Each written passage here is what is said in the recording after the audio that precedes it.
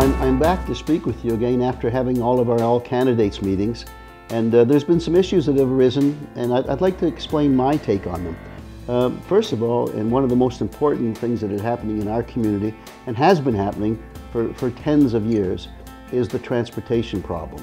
Because it is a problem, and because it's there, and it's something that we have to look at and we have to work at together to solve as best we can.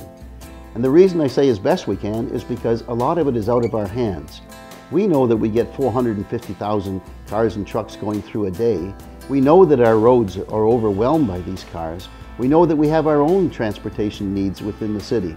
But the external problems that we have are things that we will have a hard time coping with, especially with what's going to happen in the near future. Because what's going to happen when we have the Pattullo Bridge, the new Pattullo Bridge? Where is it going to come off into our city? We have to negotiate that. We have to talk about that.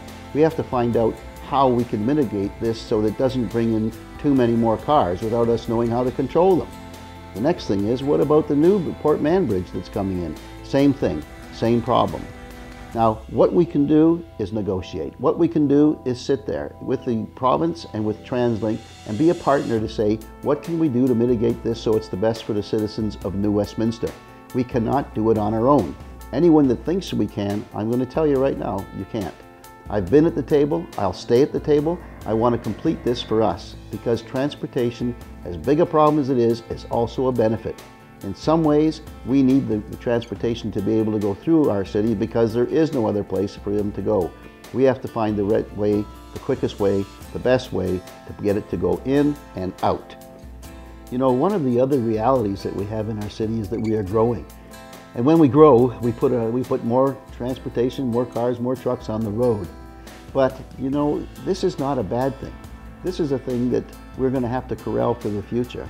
Because first of all, we want the people living here so that they can come and have access to the different amenities that we all want.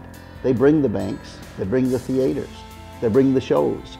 All these people, new people, help to make our city a more vital place to live. From the traffic that we have now, and when we're making development, it does cause concern, but it's a little bit of pain for an awful lot of gain in the future. So right now, I ask you to have your patience. Once everything's in place, we'll take care of it and we'll be back into that nice community that we all know and that we can get around in a lot easier.